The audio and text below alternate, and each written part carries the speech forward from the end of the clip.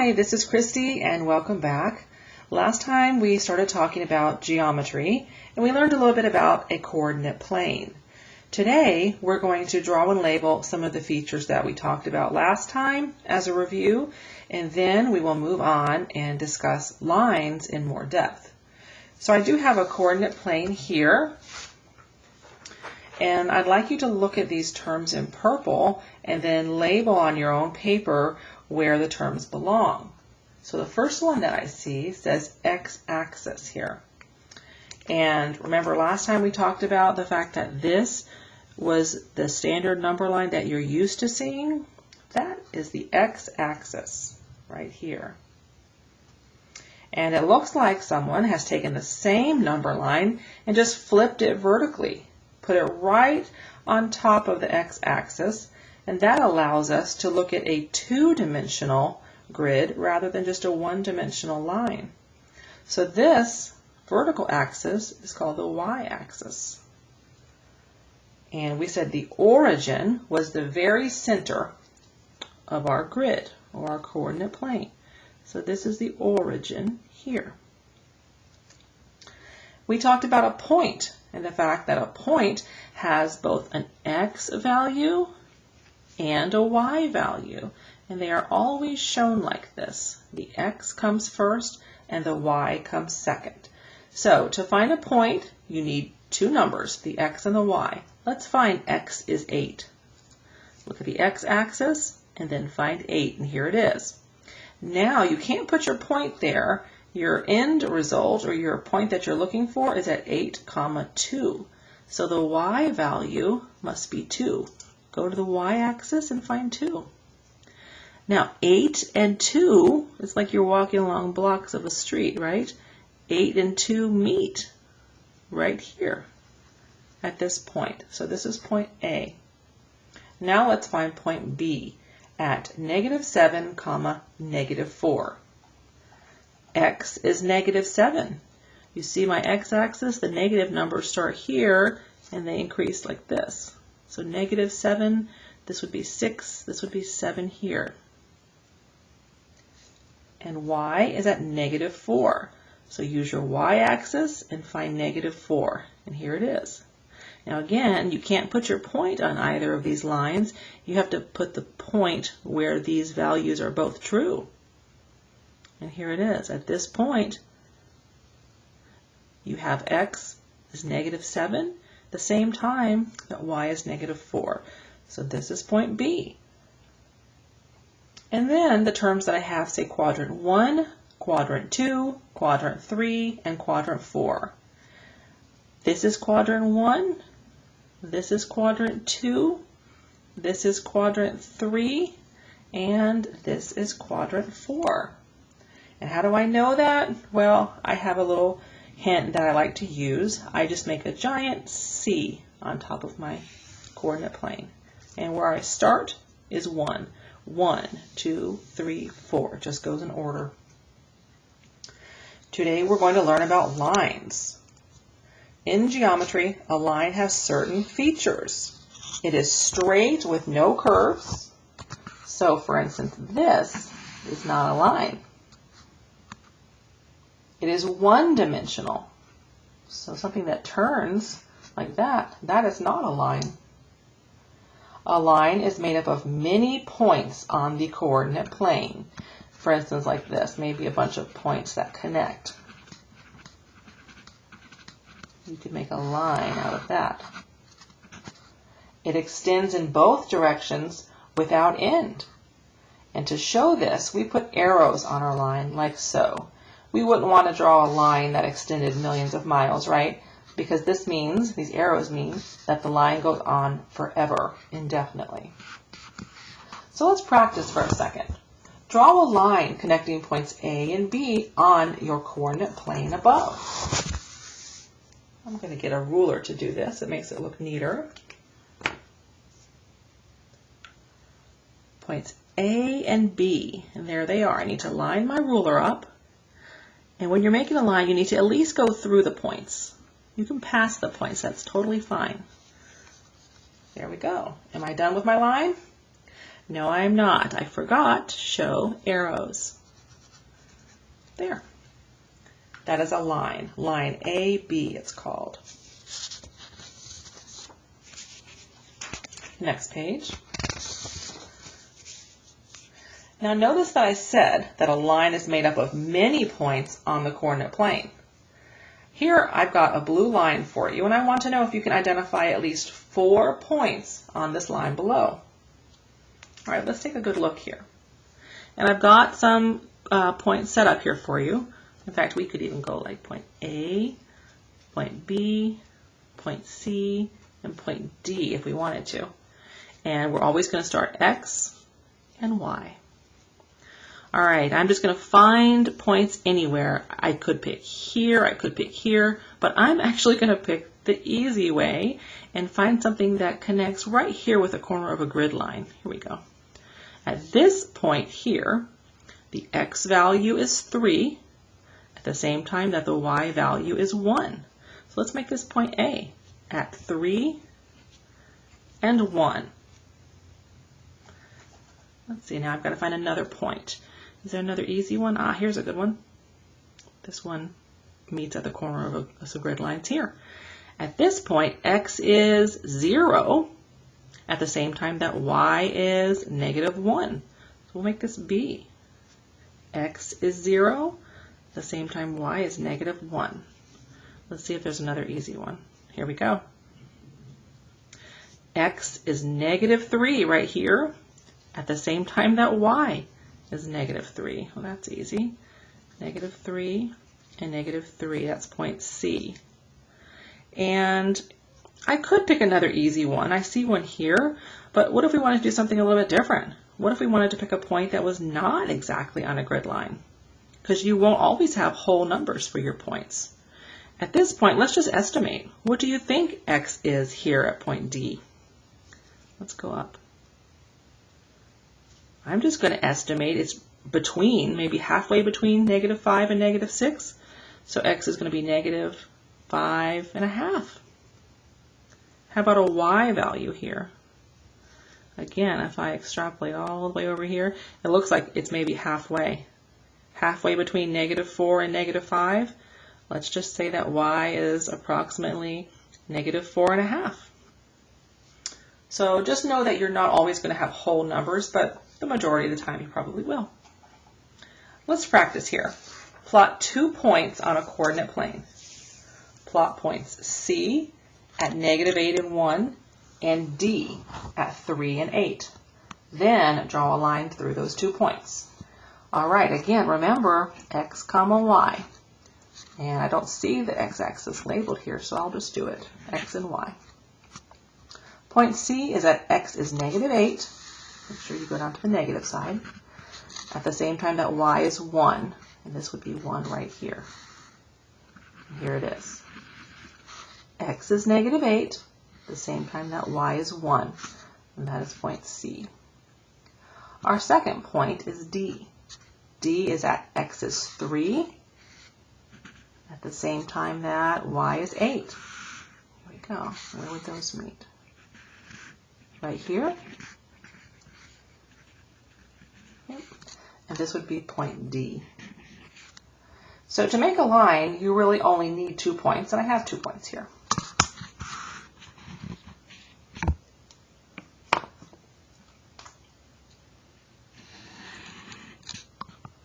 Draw your line all the way through the 2 points, and put your arrows on the end. Then draw a line through those 2 points. That is what I did. Next page. Let's learn a few more geometric terms about lines. A line segment is part of a line that has 2 end points. It has a definite length and it does not go on forever. It is just a piece of a line. You have just snipped off a piece of your line. And we show a line segment like this.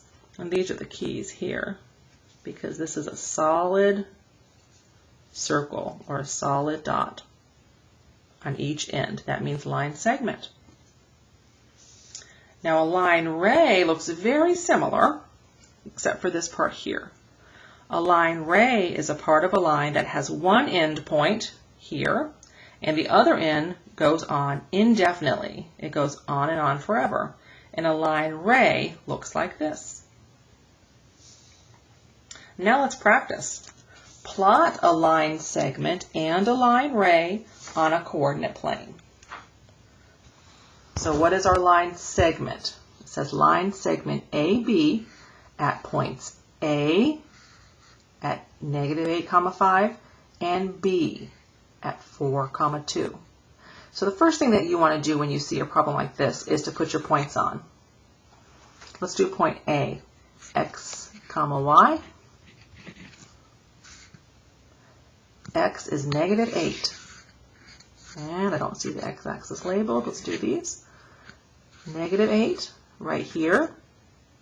And y is 5 right here. So let's figure out where these meet. They're walking down the city block. La, la, la. And here they go. So this is point A. Point B, x is 4. At the same time, y is 2. Now where are those going to meet? Right here. And there's our point.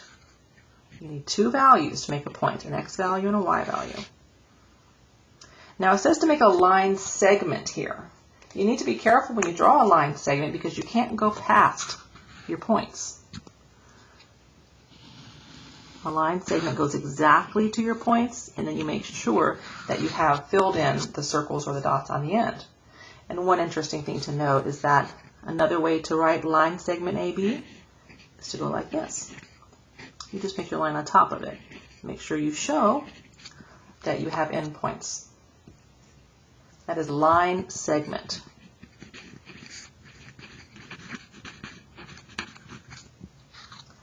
Now the next part of our practice here says draw a ray CD starting at point C at -7, -8 and going through point D at 6, -3. Let's go ahead and do the starting point first. We need to find point C at x is -7, which is here, and y is -8, which is here. Let's see where they're going to meet here, right, oops, -7, this one. Double check. Yep. Okay, this is point C. It needs to go through point D, which is at x is 6, here, and y is -3, here. 6 and -3, and that is point D. Back to my ruler. Now one of your ends needs to stop on an end point, and the other end needs to have an arrow to go past the point. It says ray CD starts at C. Here we go. So I'm not going to go past C. It starts here. Make your solid dot. Go all the way through D. And end your ray with an arrow.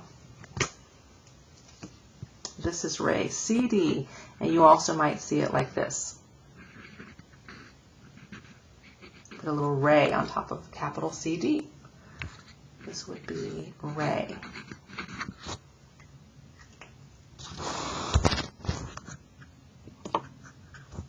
Okay, next page. Let's talk a little bit now about the steepness of lines. I'm going to show you 3 different lines right here on this paper. Which of these lines do you think is the steepest? A, which is green, B, which is blue, or C, which is red. And if you can't see the colors, just look at my pen here as I'm showing you. A, B, C. Well, if you said A, you would be correct. Line A is the steepest. When we talk about the steepness of a line, we use the word slope, S-L-O-P-E. What do you think of when you hear the word slope?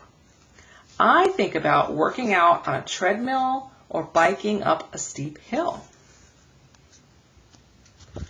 In fact, you might have heard the word incline. If any of you go work out in the gym, your treadmill probably has the word incline, and that's related to the slope. If you want to have a nice easy jog, The part that you're walking on the treadmill will look like this. But if you're feeling really good, then you can push your arrows up and you can make them go like this, right? I rarely do that. This is more like me right here. In linear geometry, slope is described as the rate of change of a line and will be represented by a number. The number gives you information about a line's steepness, like this, and the direction of a line. Next page. For example, a steep line may have a slope of 8. You see this ant here? If the ant is walking up the hill, this is a very steep hill. It's going to be more challenging. If you're on your treadmill, this is a very steep line. And I just put a note here for you. We're only guessing about slope today. I picked the number 8 here. I'm not going to show you how to calculate this today. That is for our next lecture. We're just going to estimate today. Now I have a less steep line like this. Maybe it has a slope of only 1/2. So the number that you see talking about slope is going to tell you about how steep it is. In fact, you can have a line that looks almost vertical but goes a little bit like that. You could have a slope of something much higher than 8. You could have a slope of even 1,000, but it's hard for me to draw on a paper. Now, slope can also give you clues about the direction of a line if you look at whether the slope's number is positive or negative. A line that increases or goes uphill will have a positive slope. Now, this might seem easy for a couple of you, but I have had this question more than once. Someone wants to know, how do you tell if the line is going uphill or downhill? Well, one easy thing that you can do is put an index card over your line, drag it left to right. And some people weren't raised reading left to right, so I think that might be part of the challenge. So in English, we're going to do it left to right like this. Uncover it and put your finger down when you see it. There it is. That's where my line starts. As I'm moving the index card left to right, is it going up or down? This one's going up. It is increasing, going uphill. It is going to have a positive slope. Now a line that goes downhill will have a negative slope. Let's look at this line here. Using the same trick, cover it up. Put your finger on the beginning when you see it. There it is. As you drag the index card left to right, what's happening to your line? It's going downhill, decreasing, or this would be a negative slope. And here I just put, make a guess about what the slope's number might look like for this line. Remember, slope talks about steepness, and the number for slope can also indicate whether it's positive or negative. So this is going downhill. Slope might have a negative sign in front of it. Is it very steep? Not too steep. I think I could probably walk down that. I'm just going to guess that this might have a slope of -2.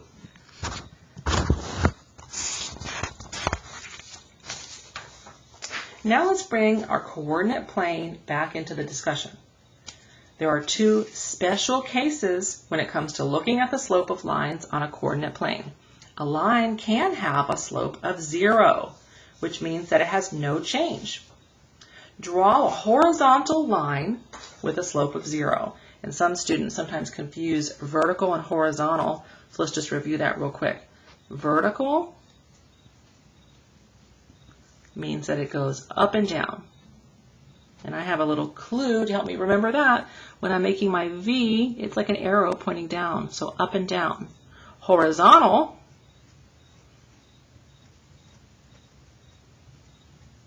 goes the opposite way, left to right. So to have a slope of 0, the line is going to go exactly horizontal. It's not going to go up at all, and it's not going to go down at all. Draw a horizontal line with a slope of 0. I'll pick anywhere. How about, let's make it right here. Horizontal line goes all the way across. There we go. So you can see there's no change in my line. It's not going up or down. This is a slope of 0. Notice that the y value never changes. This is the y-axis, and you can see the line, it goes through 6. Y is always 6. Y is never 8, or it's never 2, or never -6. No matter how long this line extends, it will never cross anything else on the y-axis other than 6. Now a line can also have an undefined slope if it is a vertical line. Remember, vertical goes up and down? It raises straight up and down and doesn't appear to have a slope. Draw a vertical line with an undefined slope. And I can pick anywhere to draw it for this example. Let's pick a negative side this time. How about maybe -5? Okay, vertical line. It goes on forever. It doesn't appear, at least I tried to draw it so that it wouldn't appear to slant to the left or to the right. It goes indefinitely, straight up and straight down. Notice that the x value this time never changes. This is the x-axis. X is always -5, no matter where I look on my line. X is never -10 or never -2 or 8. It's always -5. Next page. To summarize, these are the 4 types of slope that I want you to know about. A positive slope, where your line is increasing as you go left to right. A negative slope, where your line is decreasing as you look left to right. Zero slope is like a flat parking lot, basically. Slope is 0. You have not changed your treadmill at all, right? And then you have an undefined slope. It's a vertical line that goes on straight up and down forever. Now let's do a practice. Tell whether each line's slope is positive, negative, 0, or undefined. Let's do the first one together. Here's my line. I could use my index card if I wanted to. When you first see the line, put your finger down. Okay, now take a look at the line. What happens to it? It's going up as I move left to right, increasing right here, which would be positive. Positive slope. And you can pause the video here and work on the next few by yourself.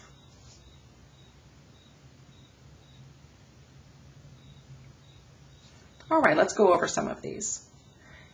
If you're looking at the line as it moves left to right, the line is decreasing. So this would be negative.